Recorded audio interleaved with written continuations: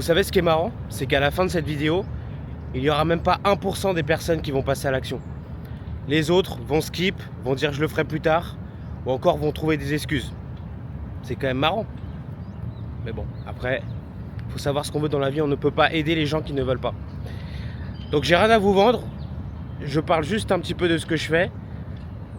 Et si vous êtes bon dans votre domaine, vous pouvez être libre géographiquement, c'est-à-dire que là par exemple je suis en Thaïlande, bon je suis en vacances, mais peut-être l'année prochaine j'y vivrai et je serai résident fiscal ici. Ok, ou alors je pense à la Bulgarie ou autre, on verra. Justement je vais visiter certains pays cet été pour m'ouvrir encore un peu plus l'esprit et voir où c'est intéressant fiscalement et où c'est intéressant au niveau des choses à faire, etc. Si je me vois bien vivre dans le pays. Et vous allez pouvoir gagner quand même pas mal d'argent si vous achetez les articles à un bon prix. Donc je pense qu'aujourd'hui il faut se mettre à la page. Tout ce qui est dropshipping, etc. c'est intéressant certes. Mais aujourd'hui il y a un nouveau canal qui vient d'arriver. Alors aux États-Unis je crois que ça fait 5 ans. En Chine ça fait bien longtemps. Peut-être que ça vous parle ce que je vais vous dire maintenant. Alors cette vidéo elle est en freestyle, elle n'était pas du tout prévue. C'est le live shopping. Donc quand je parle de live shopping, je pense que vous avez déjà tous vu des vidéos. Du moins moi quand je suis allé en Chine, j'ai vu directement dans les magasins, chez Nike, chez Adidas, des personnes qui font des lives en train de vendre des choses en direct. Donc des magasins officiels, hein. Pas des magasins, pas des boui-boui ou je ne sais quoi. Donc le live shopping, pour ceux qui ne connaissent pas, c'est comme Télématin, c'est à peu près la même chose. C'est un direct, c'est un live, là où vous vendez tout simplement des articles. Alors ça peut être n'importe quoi, moi je vends de la seconde main de luxe, mais il n'y a pas que ça. Il y a l'électronique, ça c'est une niche qui est très très sous-estimée, il n'y a personne dessus en fait. C'est ça qui est fou, c'est qu'il n'y a personne qui est dessus. C'est pour ça que je vous en parle aujourd'hui, c'est qu'il n'y a personne qui est dessus. C'est tout nouveau en France, ça vient d'arriver il n'y a même pas 2 ans, avec une application voire 2, et là c'est en train de se développer petit à petit. Donc vous avez l'électronique, la seconde main ou la seconde main de luxe, ça dépend. Vous avez énormément de textiles. Vous avez des produits de beauté. Vous avez vraiment un énorme choix, un énorme panel de produits que vous pouvez proposer. Donc en fait, ce qui est bien avec le live shopping, c'est que ça se repose en fait sur l'impulsivité des gens à l'achat. C'est-à-dire que voilà, en fait, ce qui va éteindre, ce qui va vous différencier des gens qui ont une boutique e-commerce ou des gens qui ont une boutique physique, c'est qu'en fait en 1 heure vous pouvez vendre 30 produits, vous pouvez vendre 50 produits, vous pouvez vendre 100 produits. Moi ma moyenne par heure quand je fais des lives de 6 heures, c'est 25 produits par heure. Je sais pas si vous vous rendez compte, 25 produits par heure. Vous faites 5 heures de live, vous vendez 100 produits. 4 heures de live, vous vendez 100 produits. Une boutique physique, pour qu'elle vende 100 produits, il faut que ça soit au grand minimum. Bon, pas une grande enseigne, mais il faut que ça soit une enseigne quand même qui est assez réputé.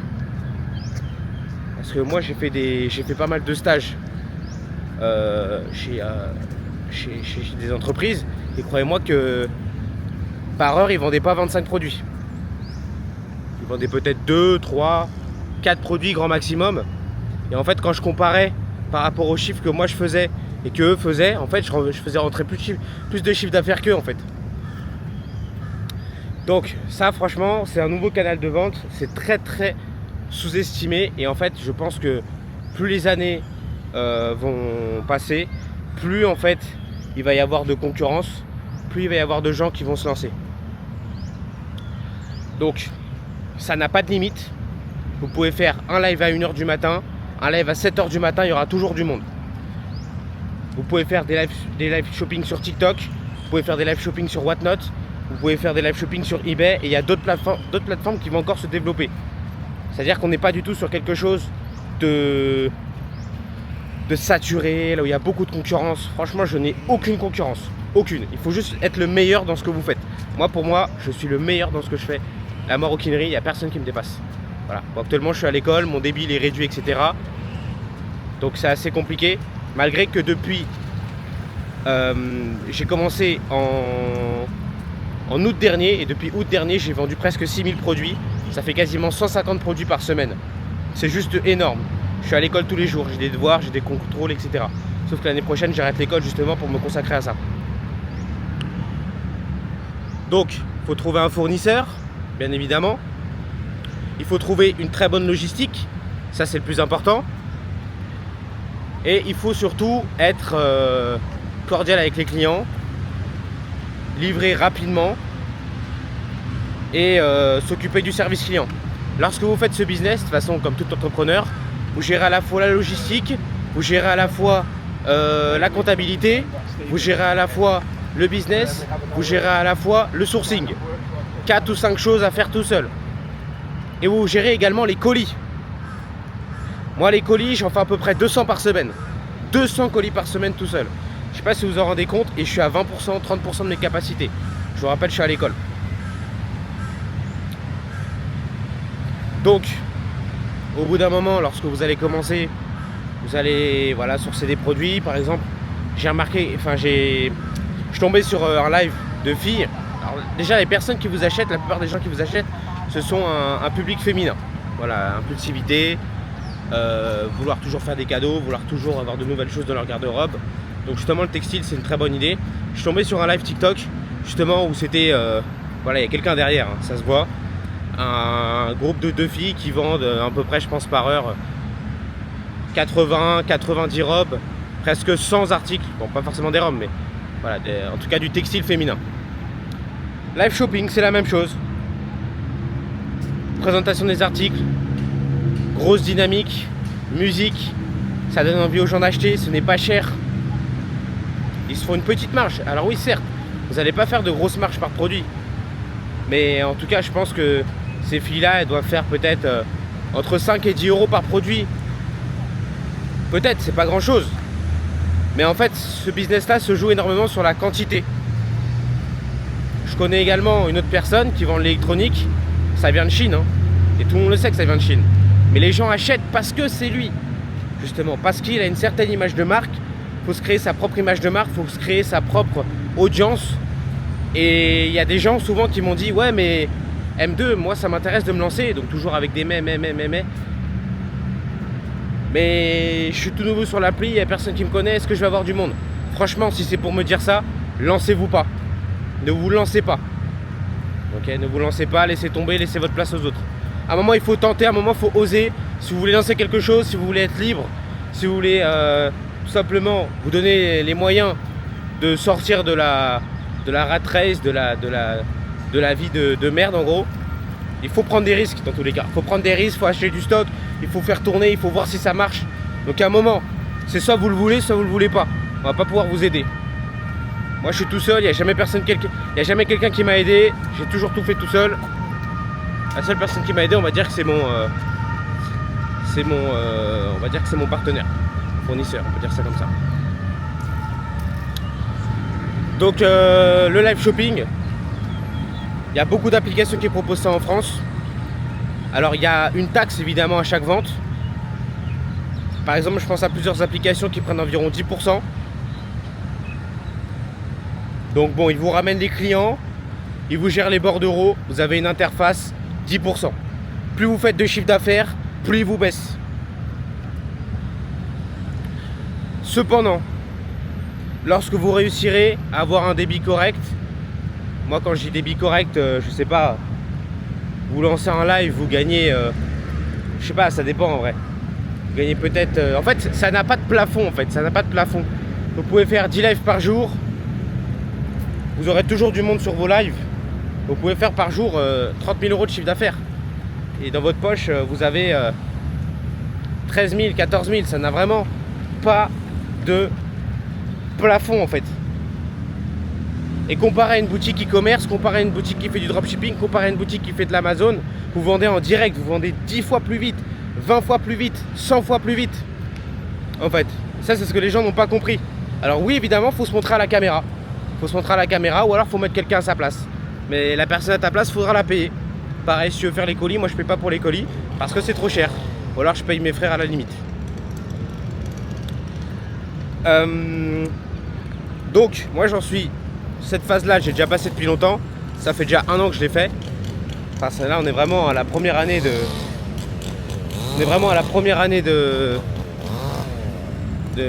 Du business à haut débit, on va dire ça comme ça, parce que 150 articles par semaine, c'est quand même pas mal si tu prends ça sur l'année. Tiens, regardez, il y a un lézard. Non, c'est pas un lézard, c'est un pharangue, je crois. Bon, je sais plus exactement ce que je disais. Mais moi, cette phase-là, je l'ai déjà passé en fait. J'ai déjà passé le cap, je suis déjà allé à l'étranger, j'ai déjà sourcé mes produits, je suis vraiment dans une niche qui est déjà pas mal.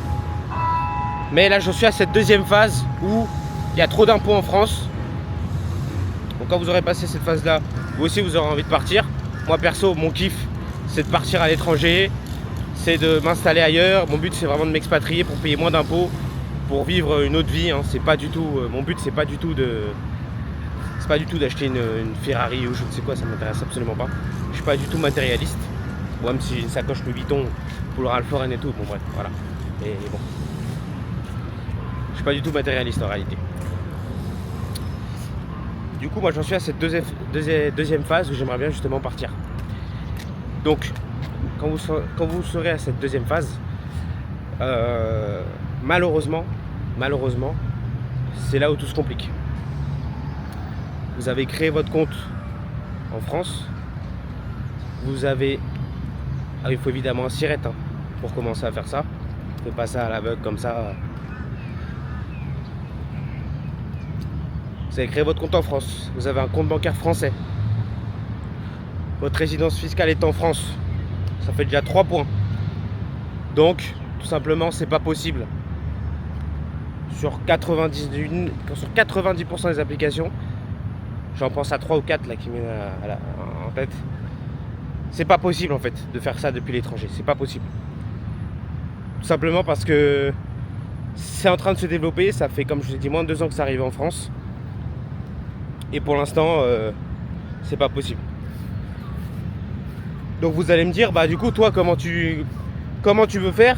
Ou alors moi, quand je serai aussi à cette phase de transition, quand j'aurai déjà eu pas mal de cash, quand j'aurai eu le bon business model, quand j'aurai eu la bonne logistique et quand j'aurai eu, du moins si j'ai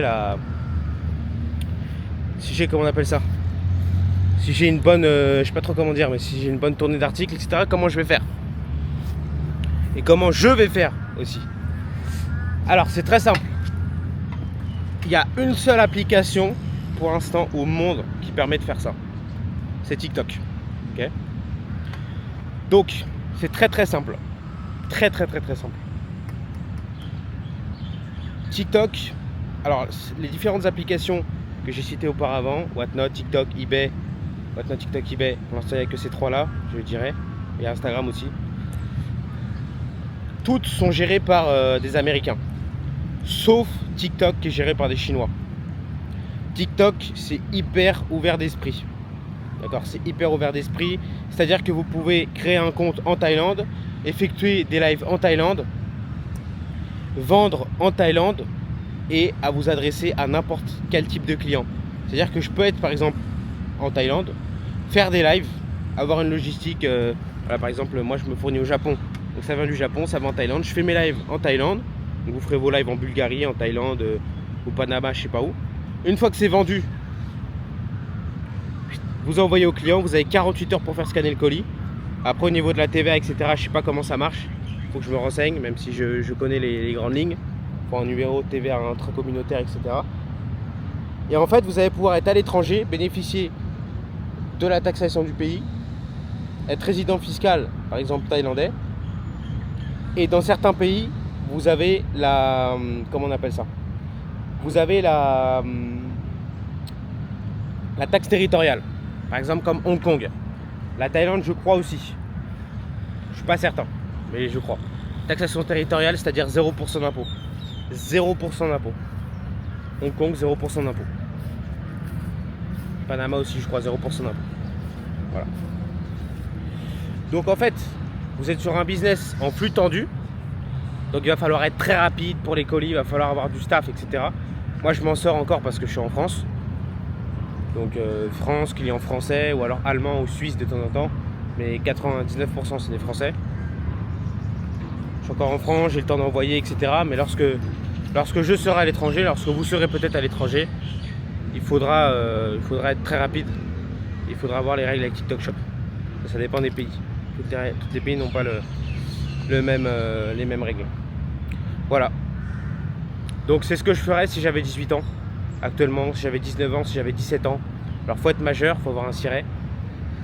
Si j'avais 18 ans, je ferais ça franchement. Live shopping. Vous trouvez une niche. Vous trouvez les bons prix.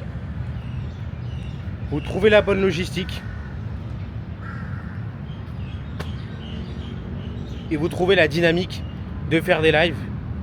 Qu'est-ce qui peut vous arrêter? Qu'est-ce qui peut vous arriver? Qu'est-ce qui peut vous arrêter? Zéro risque. Zéro. Vous pouvez aller dans les factories. Il y a beaucoup de gens qui font ça aussi, j'en ai pas parlé. Ils vont dans les déstockages d'électroménagers. Ils vont dans les déstockages, vous savez, de factories, les Nike Outlet, etc.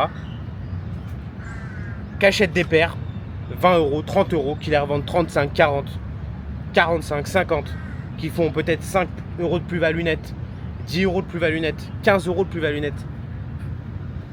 J'en ai parlé à quelqu'un d'ailleurs, il m'a dit, mais en fait c'est nul, tu gagnes pas d'argent, tes plus-values sont tellement faibles.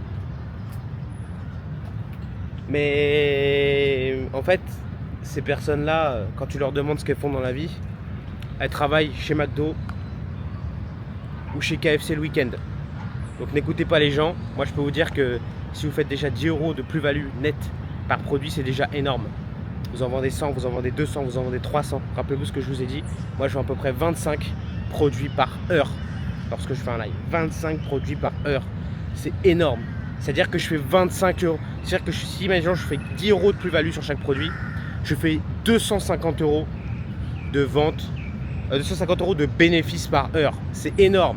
C'est beaucoup plus que beaucoup de points de vente. C'est juste énorme. Moi, des fois, je fais un live de 12 heures. Pardon, parfois, je fais des lives de 6 heures. Il y a 2 semaines, j'ai fait un live de 12 heures. Bon, là, je t'ai cuit. Mais j'ai fait un live de 6 heures. 25 x 6. 2 x 10, 12. Vous voyez ce que je veux dire ou pas? Donc, pensez aigle et pas pigeon. N'écoutez pas les autres. Il faut avoir un petit peu d'argent pour se lancer. Pas beaucoup, hein. Un petit peu d'argent pour se lancer. J'irai quelques milliers quand même. Voilà, faut y aller, faut sortir du pays. Faut aller aux endroits en Chine, faut aller au Japon, faut aller en Thaïlande. Il y a énormément d'opportunités ici aussi.